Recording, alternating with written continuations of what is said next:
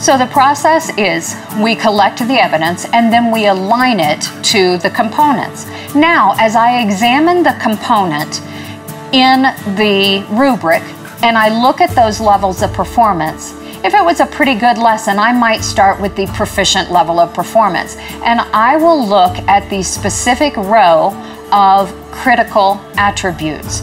Those critical attributes tell me what the performance looks like in the classroom. And so I might have some specific pieces of evidence for proficient and also maybe for basic. And we say, maybe I'm trying to decide, is it here or here? What I would do is I would take that first critical attribute in proficient and I would say, do I have pieces of evidence that go in that critical attribute at that level? If I say, yes, I do, and more, then I might come over here and say, do I have this, evidence of this? Maybe not so much. So I would actually physically put a check mark next to that. Or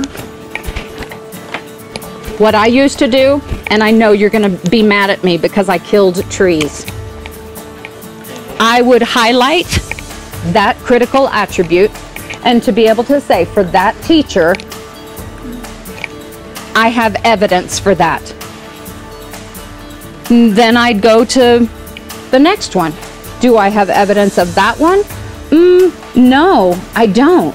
Oh, then I need to come down here and see, do I have evidence of that? Yes, more that than that.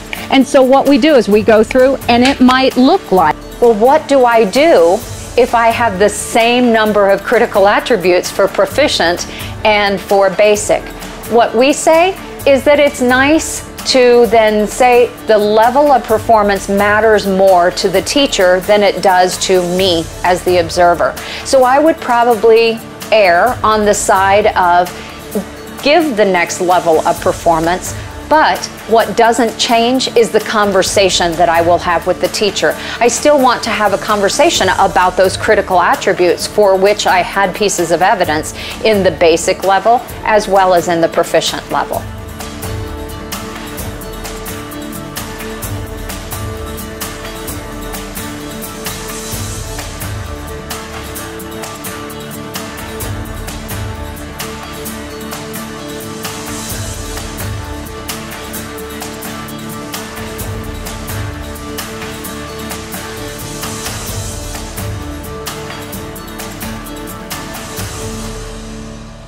Todos por un nuevo país. Paz, equidad, educación.